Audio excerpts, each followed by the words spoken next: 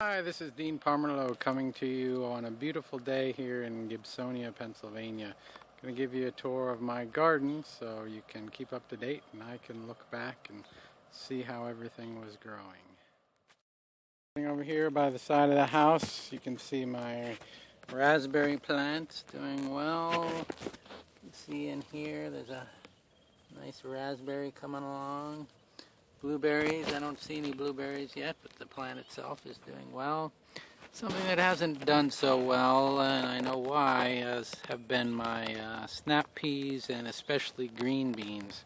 Something, I think maybe it must be a squirrel or maybe a rabbit, has been eating them and keeping them very short. So you can see this guy had his top totally bitten off, and all of these have been kept very short, groomed by this mysterious pest. Despite the fact that I've got, I don't know if you can see it, but there's wire or mesh netting over all of it that should keep them away. They must be small enough to get through the cracks or the holes. So that's been frustrating, but it's been an ongoing battle. But everything else is growing incredibly well. You can see my Bolivian cucumber here. Two of them actually, one on this side and one on the other side, are growing incredibly well, climbing up the side of the house. One frustrating thing so far has been I've gotten no actual cucumbers. The foliage is doing incredibly well, as are the two. These are just two tomatillo plants. You can't even tell where one end starts and the other begins. But you can see nice tomatillos have been growing, and I've been harvesting those off and on, and they're really starting to come in well. The other thing against this back wall is a huge tomato plant that has actually been growing since the middle of winter, actually, in my greenhouse, and they're like cherry tomatoes. You can see I'm harvesting probably 6 or 8 tomatoes off this particular plant per day. You can see nice cherry tomatoes, or yeah, I guess they're probably cherry-sized tomatoes, growing in this very dense foliage, doing very well. As a result of how well those are doing, the peppers, which were planted below, have not done as well as I might have hoped. They've sort of been overshadowed. I am getting some hot peppers now and then, jalapenos. They're doing okay, but they just haven't grown as big as they might have otherwise if they had gotten more sun.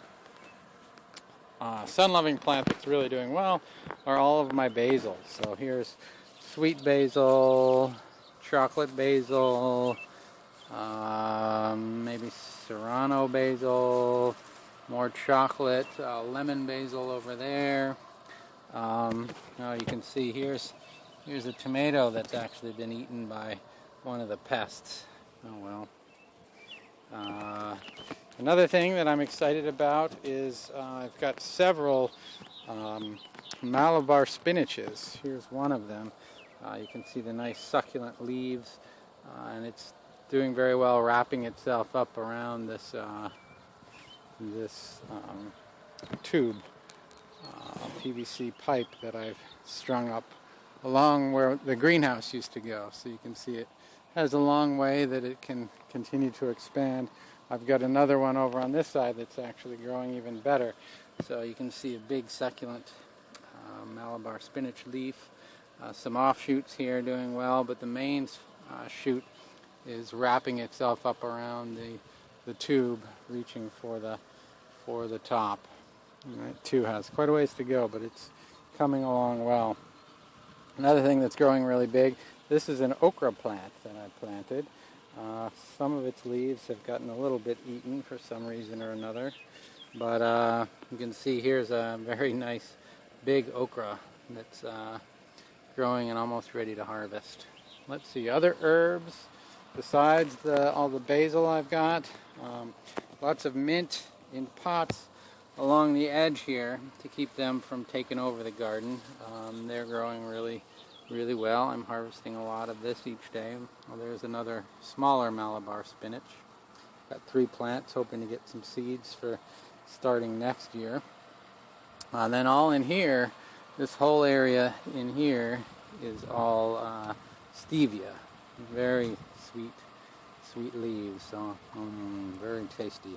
So I harvest this and just munch on it, put it in my pocket, and I use it as sort of a breath mint throughout the day. Let's see, down here, oregano is doing well, although being a bit overshadowed by the lemon balm you see all over here. Lemon balm is really proliferating well. Back here, various thymes. Let's see, I think there's a lemon thyme as well as a regular thyme back there. As I said, lots of lemon balm, which is very tasty. In fact, the combination of the lemon balm and the stevia makes almost a lemonade taste, which I really enjoy. Then a lot of sage, a number of sage plants doing extremely well. And then I've got one, can't see very well, but tarragon plant that's doing very well too. And then finally in this bed, the only other thing are some pepper plants that are doing quite a bit better than the ones that are stunted over underneath all the tomatillos, tomatoes, and Bolivian cucumbers. These guys are growing pretty tall, and you can see some nice, I don't even know what kind of peppers these are, but they look like hot cherry tomatoes or cherry peppers, something like that. All right, let me pause. All right, here's another area of the garden that again has been sort of traumatized by pests. Again, the beans seem like they're very popular with whatever has been eating them. This is a snap pea plant. Still haven't gotten any snap peas off of it, and most of these are snap peas as well, but have again been chewed off by something that keeps them in check and therefore keeps them from providing any real crop. So it's been a bit disappointing, but you know, what can you do? Coming this way, you've got some very healthy cucumber plants that are just starting to flower and start making little cucumbers. I don't know how well you can see that, but there's just below the flower bud, there's a little miniature cucumber that'll be fleshing out as the summer progresses. Coming this way, let's see, these are a couple cantaloupe plants that again are starting to flower and hopefully will provide fruit in the not too distant future. These are some kind of squash that were volunteers down in my mulch bed that I transplanted to under my sunflowers. So here's a very tall sunflower sunflower plant. I'm outstretched, so this must be about 9 or 10 feet tall. Doing very well. It's supposed to grow to 20 feet, but I made it to about 10 or so, I think. Was stunted a bit. I think I started it too early in my greenhouse, and that prevented it from getting to its full size. But I'll save some seeds from it and maybe try again next year to get an even bigger one. Let's see, moving this way, nice alpine strawberries growing very well, attracting nice bees and other insects to the garden, but already been harvesting quite a few. Some of these are yellow, some of them are red, and they're growing very well. I'm hoping to be able to overwinter these maybe in the garage, because obviously strawberries are perennials. Speaking of perennials, this is a kumquat tree that my family gave me for my Father's Day, I think, and it's doing very well. Obviously no fruit yet, but maybe in a year or two. Similarly, this is an avocado tree that I actually started from a seed. You can see the remnants of the seed at the bottom of the pit, and it's doing well here out in the sun. Then I've got a bunch of tomato plants that are all doing extremely well. One here with a nice red tomato, nearly ready to harvest. One over here, these are more cherry tomatoes, red cherry. You can see down here, lots of them. I'm harvesting probably about a pound of tomatoes a day right now. It's the middle of July. We've had a lot of rain, so it's been great for growing. This plant has not produced too many ripe ones yet, but it's got a lot of green cherry tomatoes that should be coming in soon. A couple yellow tomato plants. Here you can see some of the yellow tomatoes. They're delicious, almost like candy. I find it hard not to eat them right off the vine. More yellow tomatoes inside here, you can see. I haven't had nearly as big a problem with cracking as I've had in past years. Maybe we've had more consistent rain and water. This one is another set of three tomato plants that I've really had to cage up. I'm finding, again, some pests are coming in, and as soon as they get pretty red, they start munching on my tomatoes. So this is a new cage that I've put up using shelving that I'm hoping will do a better job than the wimpier green stuff I was using, fencing I was using to try and keep them out previously. But we'll see. It's a constant battle with those pests. One thing I've really done well with, speaking of battles with pests, in here are some of the sole surviving green bean plants that I've got on my entire mini farm here, inside what is quite literally constructed out of flats and boxes. As I was saying, the thing that's done really, really well are my nasturtium plants, nasturtium flowers. You can see here the flowers, which are very tasty, as well as the leaves are very tasty, and I'm harvesting quite a bit of this every day, adding them to my salad. Have a very unusual spicy taste. Here we've got a bed of red onions and yellow onions. Looks like they're probably ready to harvest. You can see the tops turning a bit yellow, but I don't need them yet, so I'm just leaving them in the ground for now. I have been harvesting many of the shoots and adding them to my salad each day. Very, very tasty. If we come over here, side of the driveway, I've got a bunch of squash plants, various squash plants. This one's an acorn squash. You can see flower, but also the, where is it? You can see a nice acorn squash growing here. A couple smaller plants that I just planted recently, transplanted over here. Forgotten what this one is.